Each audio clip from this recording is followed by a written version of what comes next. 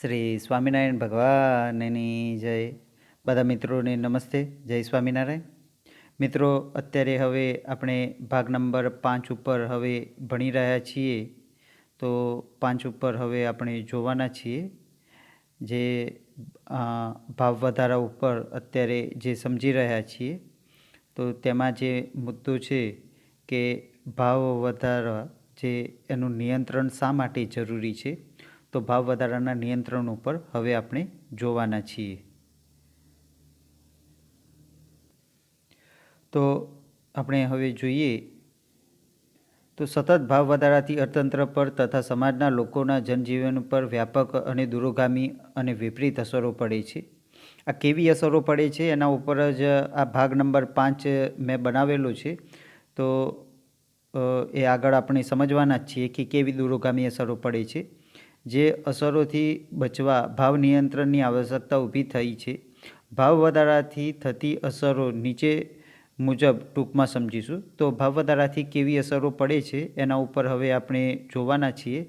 તો ભાવ વધારાની જે અસરો એના ઉપર હવે જોઈએ કે જેના પરિણામે હવે ભાવ નિયંત્રણ થાય એ અત્યંત જરૂરી છે.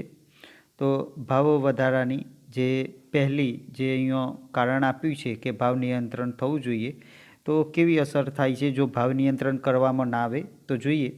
તો ભાવ વધારાથી નફામાં વધારો થાય છે. હવે નફામાં વધારો થયો તો એનાથી થાય શું? તો આવકમાં વધારો થયો. હવે આવકમાં વધારો થયો તો એનાથી લોકોની ખરીદી ક્ષમતામાં વધારો થયો. કારણ કે નફામાં વધારો થાય છે તો ઉદ્યોગપતિ છે, સાથે સાથે કર્મચારીઓ છે, આ દરેકની આવકમાં વધારો થયો. હવે આવકમાં વધારો થયો તો એનો મતલબ એમ થયો કે એમની ખરીદ શક્તિમાં વધારો થયો. ખરીદ શક્તિમાં જ્યારે વધારો થાય છે ત્યારે ચીજ વસ્તુઓ અને સેવાઓની માંગ છે એમાં વધારો થાય છે. કારણ કે ચીજ વસ્તુઓ અને સેવાઓ એ વધારે પ્રમાણમાં ખરીદતા થશે, કારણ કે એમના જોડે આવક વધી છે, ખરીદ ક્ષમતામાં વધારો થયો. અને ચીજ વસ્તુઓની માંગ વધે છે, એના પરિણામે ફરીથી પાછો ભાવમાં વધારો થાય છે. હવે ભાવમાં વધારો થયો તો અહીંયા એ જ બાબત ઉપર લખવામાં આવી છે કે ભાવ વધવો. તો ભાવમાં વધારો થાય એટલે ફરીથી પાછું આ જ 20 ચક્ર ચાલુ થઈ જાય કે નફામાં વધારો થાય, આવકમાં વધારો થાય, ખરીદ શક્તિમાં વધારો થાય, ચીજ વસ્તુઓની સેવાઓની માંગ વધે. એમ આ આખું સમગ્ર જે 20 ચક્ર છે એ ચાલતું જ રહે છે. અને આ ચાલવાના પરિણામે પરિસ્થિતિ એ આવે છે કે ગરીબો અને મધ્યમ વર્ગને જે જીવવું એ દુષ્કર બની જતું હોય છે. તો પહેલું આવું કારણ છે. હવે બીજું કારણ આપણે જોઈએ તો બીજા કારણમાં જે રીતના ઉલ્લેખ કર્યો છે એના ઉપર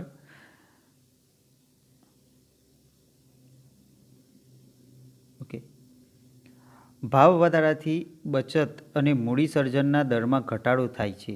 જરૂરી ચીજવસ્તુઓનું ઉત્પાદન ઘટે છે. નવા ધંધા, ઉદ્યોગો, રોજગાર અટકી જાય છે.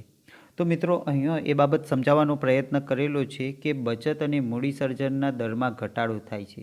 હવે તમે કહેશો કે સાહેબ, બચતમાં કઈ રીતના ઘટાડો થાય છે? તો મિત્રો, અત્યારે તમારા મા બાપે તમારા માટે કોઈક ભવિષ્ય વિચાર્યું હશે. ઘણા બધાના મા બાપ પૈસા બચાવતા હશે. શાના માટે? તો દીકરી અથવા તો દીકરાના લગ્નના ખર્ચ માટે, એના અભ્યાસના ખર્ચ માટે.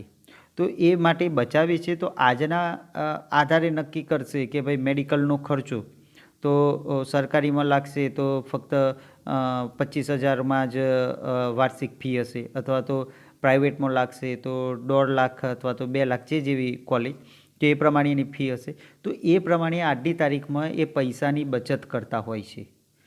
પરંતુ પરિસ્થિતિ એ થાય છે કે જ્યારે તમે મેડિકલના સ્ટુડન્ટ બનવા માટે સજ્જ બનો છો, 12મું ધોરણ પૂર્ણ થઈ જાય છે અને પછી વાલીએ જે બચત કરી છે એ પ્રમાણે ફી ભરવાની આવે છે, તો ફીનું ધોરણ એ વખત વધી ગયું હોય છે.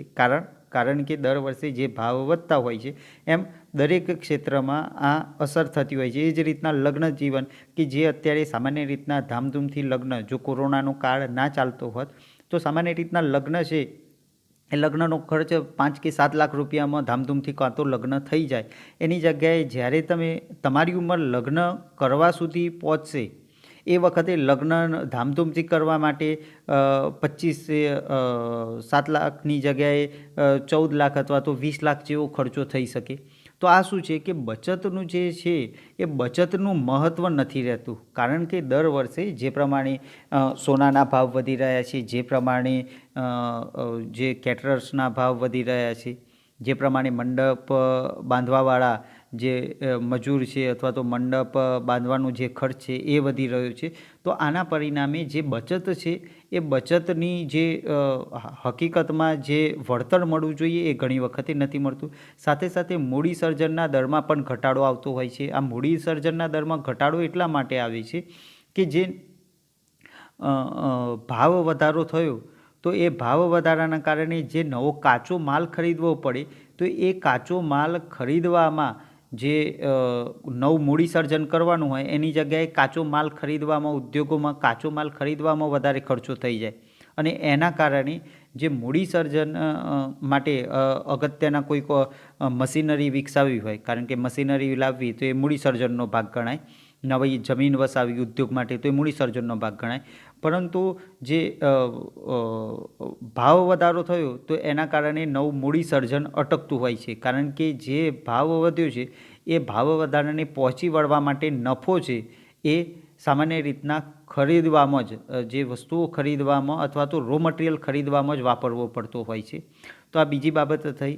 અને જરૂરી ચીજ વસ્તુઓનું ઉત્પાદન ઘટે છે, નવા ધંધા ઉદ્યોગ રોજગાર અટકી જાય છે. તો આના પરિણામે જે નવા ઉદ્યોગ ધંધા જે વિકસવા જોઈએ, જે મૂડી સર્જન થવું જોઈએ એ ઘણી વખતે અટકતું હોય છે. પાઠની શરૂઆતમાં ભાગ નંબર 1માં જ્યારે આપણે સમજ્યા એમાં સ્થિરતા સાથેનો ભાવ વધારો થાય તો એ ફાયદાકારક છે એવું જોયેલું. પરંતુ આ જે ભાવ વધારો છે એ જે ઓચિંતા ભાવો જે વધી રહ્યા છે તો એ ભાવોના કારણે મૂડી સર્જન થવાની જગ્યાએ એ મૂડી સર્જન થતું નથી એવું અહીંયા કહેવા માગે છે. આગળ વધીએ. વિદેશી મૂડીરોકાણ ઘટે છે. આયાતી વસ્તુઓમાં વધારો થતો હુંડિયામણ ખર્ચાય છે, જે નવી સમસ્યાઓ સર્જે છે. જો વિદેશી મૂડીરોકાણ ઘટે છે એનો મતલબ એમ થાય, એ માટે આપણે નકશા ઉપર જઈએ તો આ ભારત દેશનો નકશો છે. આમાં તમે જોશો તો ભારત દેશની અંદર પેલો મૂડી સર્જન જે વિદેશમાંથી ઘણા બધા ઇન્વેસ્ટ થતું હોય છે. આ ઇન્વેસ્ટ શાના માટે કરે છે? તો જે વિદેશના સમૃદ્ધ દેશો છે, વિકસિત દેશો છે, એવા અહીંયા ઇંગ્લેન્ડનું ઉદાહરણ લઈ શકીએ, એ જ રીતના ફ્રાન્સનું ઉદાહરણ લઈ શકીએ. તો આ બધા દેશો એ વિકસિત દેશો છે. એ જ રીતના આ બાજુ તમે જોશો તો અહીંયા અમેરિકા આવેલું છે. અમેરિકા સંપૂર્ણ નકશામાં અત્યારે નથી દેખાતું, પરંતુ આ અમેરિકા છે, આ વિકસિત દેશોનો ભાગ છે. તો આ બધા જે દેશો છે એ દેશ, જે દેશની જનસંખ્યા વધુ હોય ત્યાં જે દેશની જનસંખ્યા વધુ હોય ત્યાં ઓછા ખર્ચે મજૂર પ્રાપ્ત થતા હોય છે, ઓછા વેતને કામ કરનાર લોકો પ્રાપ્ત થતા હોય છે. અને એટલા જ માટે સામાન્ય રીતના જે ઉન્નત જે કંપનીઓ છે, એપલ છે અથવા તો સેમસંગ છે, એ બધા પોતાના પ્લાન્ટ કઈ જગ્યાએ લગાવે છે? તો જે દેશમાં જનસંખ્યા વધુ હોય ત્યાં. તો ચીનમાં લગાવશે, એ ભારતમાં પોતાનો પ્લાન્ટ લગાવશે, કારણ કે ત્યાં જે મજૂર છે અથવા તો જે પણ કોઈ ટેકનિશિયન છે એનો ખર્ચ ઓછો હોય છે, અને એટલા માટે અહીંયા વિદેશનું રોકાણ થતું હોય છે.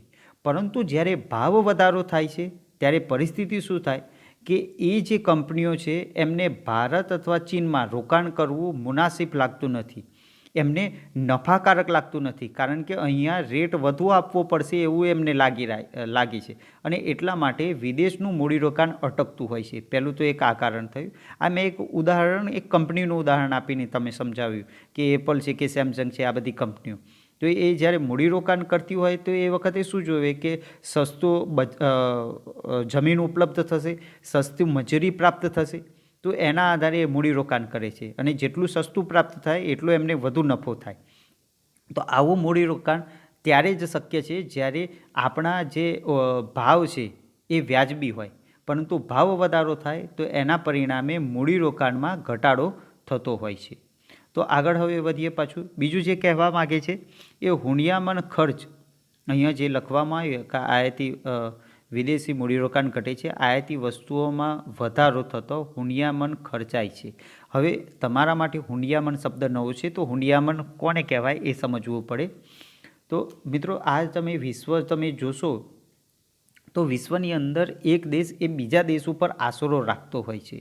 દાખલા તરીકે આપણે ક્રૂડ ઓઇલની જરૂર છે, તો ભારત દેશ છે એ ઈરાન જોડેથી ક્રૂડ ઓઇલ ખરીદશે. અત્યારે તો જો કે ઈરાન ઉપર સેન્કશન લાગેલા છે એટલા માટે ત્યાંથી ક્રૂડ ઓઇલ નથી ખરીદતા, બીજા દેશો જોડેથી ખરીદે છે. પણ એક ઉદાહરણ સમજાવું છું કે ભારત દેશ છે એને ક્રૂડ ઓઇલની જરૂર છે તો ઈરાન જોડેથી ખરીદશે. પરંતુ ઈરાનની અંદર મોટાભાગનો જે જમીન વિસ્તાર છે એ બિનપિયત છે, એ વિસ્તારના અંદર ખેતી પાકો નથી થતા. તો ઈરાનને જ્યારે કોઈક ખાદ્ય પદાર્થો જરૂર છે, ધાન્ય પાકની જરૂર છે, તો એ ભારત જોડેથી ખરીદશે. તો થશે શું કે ભારત ઈરાન જોડેથી જે ક્રૂડ ઓઇલ ખરીદે છે એ ઇન્ટરનેશનલ નાણાં તરીકે ડોલરમાં એનો ચાર્જ લગાવશે કે ભાઈ તમે એક દિવસમાં અમારા જોડેથી $5 લાખ ક્રૂડ ઓઇલ ખરીદ. તો ભારત દેશે પણ $5 લાખ કોઈક વસ્તુ એને આપવી પડશે. એ ખાદ્ય પદાર્થ પણ હોઈ શકે, જે ધાન્ય પાકો જે અહીંયા નથી થતા એ. તો આ રીતના જો બંને દેશો, આ ઉદાહરણ આપું છું, $5 લાખ કેટલું છે અત્યારે મને હાલ એક્ઝેક્ટ ખબર નથી, પરંતુ એક ઉદાહરણથી તમને સમજાવી રહ્યો છું કે અહીંયા $5 લાખ જો આપણે કોઈક વસ્તુ ખરીદી તો બીજી બાજુ એ દેશ પણ આપણા દેશ જોડેથી કોઈકને કોઈક વસ્તુ ખરીદતો હોય છે $5 લાખ. તો આ રીતના જે એક દેશ બીજા દેશ જોડેથી જો બંને દેશો સરખી કિંમતની વસ્તુઓ ખરીદે, અલગ અલગ વસ્તુઓ પણ સરખી કિંમતની વસ્તુઓ ખરીદે, તો એ બંને વચ્ચે સમતુલા ઊભી થઈ કહેવાય. પરંતુ જ્યારે કોઈક દેશ વધુ પડતી વસ્તુઓ ખરીદે પરંતુ બીજો દેશ એ વસ્તુઓ એટલું ખરીદતો નથી, કારણ કે દેશમાં એની જરૂરિયાતની વસ્તુઓ સામેવાળા દેશમાં ઉત્પાદન નથી થતી, તો એ વખતે વિદેશી હુંડિયામણ ખર્ચાતું હોય છે. હવે વિદેશી હુંડિયામણમાં કેવું છે કે ભારત દેશ ઈરાન જોડેથી કોઈક વસ્તુ ખરીદે છે, પરંતુ ઈરાન છે એ ફ્રાન્સ જોડેથી કોઈક વસ્તુ ખરીદે, ફ્રાન્સ છે એ રશિયા જોડેથી કોઈક વસ્તુ ખરીદે, રશિયા છે એ ચીન જોડેથી કોઈક વસ્તુ ખરીદે, અને ચીન છે એ પાછું ભારત જોડેથી કોઈક વસ્તુ ખરીદે. તો આ રીતના એક દેશ બીજા દેશ જોડેથી વસ્તુઓ ખરીદે ડોલરમાં, ઇન્ટરનેશનલ ડોલરમાં કે ગમે તે નાણાંમાં, અથવા સોનાના ભાવમાં પણ ખરીદતા હોય છે. તો આ રીતના એક દેશ બીજા દેશ ઉપર જ્યારે વસ્તુઓ ખરીદે અને બધા જ દેશની વસ્તુઓની કિંમત જે પ્રમાણે ખરીદી છે એ પ્રમાણેની હોય તો એ સમતુલાવાળી હુંડિયામણ કહેવાય. પરંતુ ઘણી વખત એ થાય છે કેવું કે ભારત દેશ વિદેશમાંથી જે વસ્તુઓ ખરીદે છે એના પ્રમાણમાં ભારત દેશ વિદેશને ઓછી વસ્તુઓ આપે છે. આપણા દેશની વસ્તુઓ વિદેશમાં ઓછી વેચાય છે. આપણા દેશમાં ફાર્માસ્યુટિકલ જે દવાઓ છે એ વિદેશમાં ભરપૂર પ્રમાણમાં વેચાય છે, પરંતુ એની જગ્યાએ વિદેશનું ક્રૂડ ઓઇલ છે તો આપણા દેશમાં લાવવું પડતું હોય છે. આ જે આરબ દેશો છે, આ બધા આરબ દેશો અહીંયા ઈરાન, ઈરાક, સાઉદી અરેબિયા, અમન, અહીંયા કુવેત આવેલું છે નાનું એવું આ વિસ્તારમાં, આ વિસ્તારના સંયુક્ત અરબ અમીરાત, આ કુવેત, તો આ બધા દેશોમાંથી ક્રૂડ ઓઇલ ખરીદવામાં આવે છે. તો બીજી બાજુ એ આપણા દેશની જે લોકો છે ત્યાં નોકરી કરવા માટે પણ જતા હોય છે, જેને આપણે સેવા ક્ષેત્રનો ભાગ ગણીએ. તો જે કુવેતમાં કે બધા નોકરી કરવા માટે જાય તો એના પરિણામે થાય શું કે એ જે સેવાઓ આપે છે તો એના કારણે આપણા દેશ અને વિદેશનું એક પ્રકારે બેલેન્સ જળવાતું હોય છે. પરંતુ જો આપણા દેશમાં બધી જ આયાત વસ્તુઓ થાય, બધું જ વસ્તુઓની આયાત કરવામાં આવે, તો એના પરિણામે આપણા દેશનો જે વિદેશી હુંડિયામણ છે એ ઘટી જતું હોય છે. અને સામાન્ય રીતના કેવું હોય છે, તમે એમ કહેશો કે આપણા દેશમાં વિદેશની વસ્તુઓ આવી તો આ તો ફાયદાની વસ્તુ થઈને, પરંતુ એવું નથી મિત્રો. જ્યારે તમારા ઘરમાં ઘઉં છે એ માર્કેટમાં વેચાય છે તો એના બદલામાં તમારા ઘરમાં પૈસા આવે છે, અને પૈસા આવે ત્યારે તમને ફાયદો થયેલો જણાય આવે છે. તો એ રીતના અહીંયા આપણા દેશમાં ઉત્પાદિત થયેલી વસ્તુઓ વિદેશમાં વેચાય તો એનાથી થાય શું ફાયદો કે વિદેશની હુંડિયામણ છે આપણા દેશમાં આવે. અને અહીંયા એ બાબત જ તમને સમજાવવામાં આવી છે કે જ્યારે આપણા દેશમાં મોંઘવારી વધુ હોય ત્યારે વિદેશની વસ્તુઓ આપણા દેશમાં ઓછી વેચાવા માટે આવે, અને એટલા માટે વિદેશી હુંડિયામણ આપણા દેશનું ખર્ચાઈ જતું હોય છે. ક્યાં તો વિદેશનું જે આપણે અત્યાર સુધી જે વિદેશમાં સેવાઓ આપી અથવા તો આપણા લોકો જે કામ કરવા ગયા તો ડોલરમાં એમને પેમેન્ટ થયું હશે એ આપણા દેશમાં આવ્યું, આ બધું રિઝર્વ બેંક ગણતરી રાખતું હોય છે. એ જ રીતના કોઈક દેશમાં કુવૈતમાં ગયા તો દિનારમાં નાણું આપણા દેશમાં આવ્યું, તો આ બધું વિદેશી હુંડિયામણ થયું. એ જ રીતના ઇંગ્લેન્ડમાં ગયા તો ઇંગ્લેન્ડનું નાણું પણ ઇંગ્લેન્ડમાંથી આપણે કોઈક ઇંગ્લેન્ડની વસ્તુ વેચી તો એનું ઇંગ્લેન્ડનું જે નાણું છે આપણા દેશમાં આવ્યું, તો આપણા દેશનું હુંડિયામણ વધ્યું કહેવાય. એ જ રીતના અમેરિકામાં આપણા દેશની કેરીઓ વેચાવા માટે ગઈ, મેંગોઝ, તો એના પરિણામે અમેરિકાના ડોલર જે છે એ આપણા દેશમાં આવે, તો આ જે હુંડિયામણ છે એ વધ્યું કહેવાય. પરંતુ એની જગાએ આપણા દેશમાં વિદેશની વસ્તુઓ આયાત કરવામાં આવે તો એના કારણે હુંડિયામણમાં ઘટાડો થતો હોય છે. આગળ વધીએ.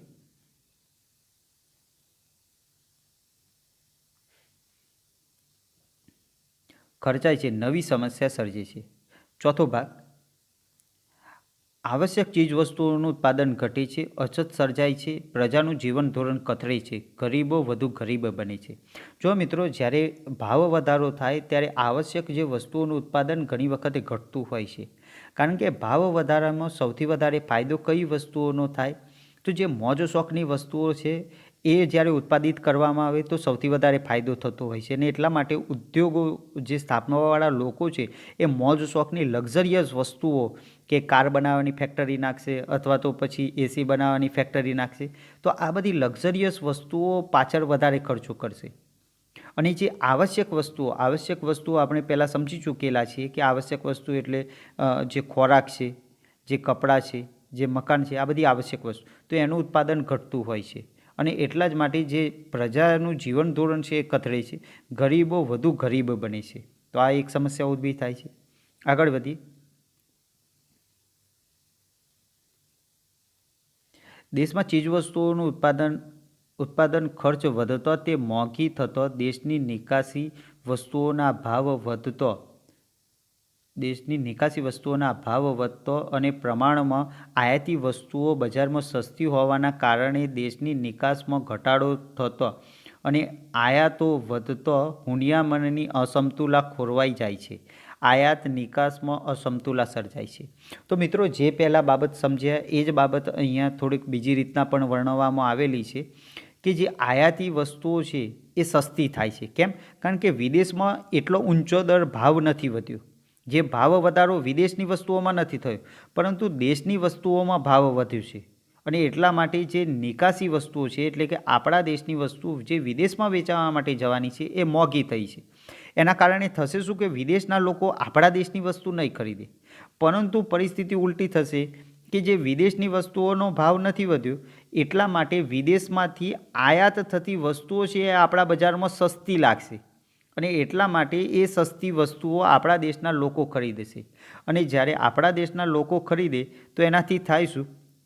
તો ફરીથી એ જ બાબત કે અહીંયા તમે જોશો તો ભારત દેશની અંદર વિદેશની બધી વસ્તુઓ, ચીનની સસ્તી વસ્તુઓ હોય છે તો એ આપણા દેશમાં આવશે. ઇલેક્ટ્રોનિક્સ ઉત્પાદનો છે, જે વાયર છે, સ્વિચ બોર્ડ છે, આવી ઘણી બધી ઇલેક્ટ્રોનિક્સ વસ્તુઓ છે, ઓપ્પો વિવોના મોબાઈલ છે, તો એ બધી જે વસ્તુઓ છે વિદેશની વસ્તુઓ આપણા દેશમાં સસ્તી લાગશે. કારણ કે ત્યાં એટલો બધો ભાવ વધારો નથી થયો અને એટલા જ માટે આપણા દેશના લોકો એ વિદેશી વસ્તુઓ ખરીદશે.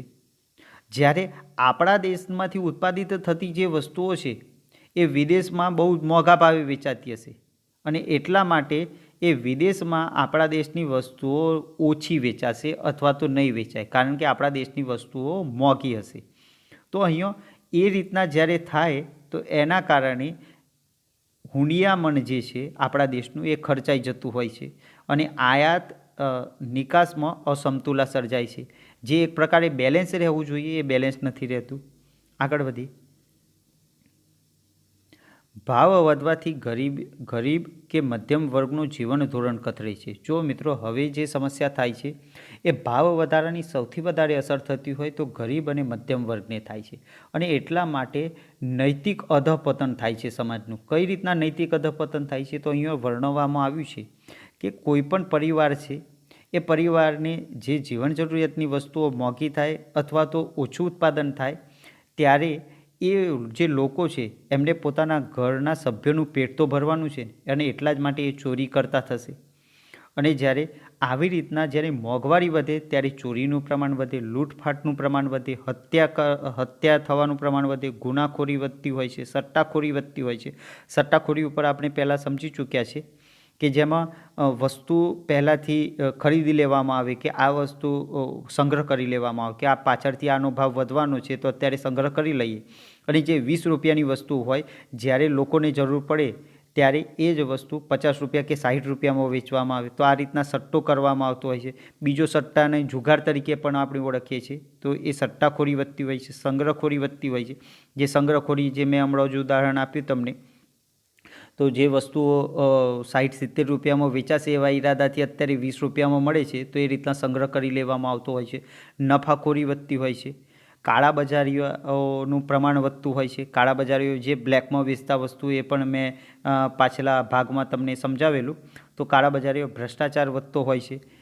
આ જ રીતના આપઘાતનું પ્રમાણ કે જે આ બધામાંથી કશું જ નથી કરી શકવાનું, જે નૈતિક રીતના બાકીનું કોઈ ચોરી, લૂંટફાટ, ભ્રષ્ટાચાર નથી કરવાનું, તો એનો પછી એનું જીવન જે દુષ્કર બનતું હોય છે એના કારણે ઘણી વખતે આત્મહત્યા ઉપર દોરાઈ જતો હોય છે. તો એ પછી વ્યક્તિ આત્મહત્યા કરતો હોય છે. અને આ રીતના એ વ્યક્તિઓનું જે કહીએ તો સમાજનું અનૈતિક પ્રવૃત્તિઓમાં જોડાવાના કારણે એમ કહી શકાય કે સમાજનું નૈતિક અધઃપતન થતું હોય છે. તો આ જે ભાવ વધારાની જે સામાજિક અસર હતી એ પણ અહીંયા જોઈ.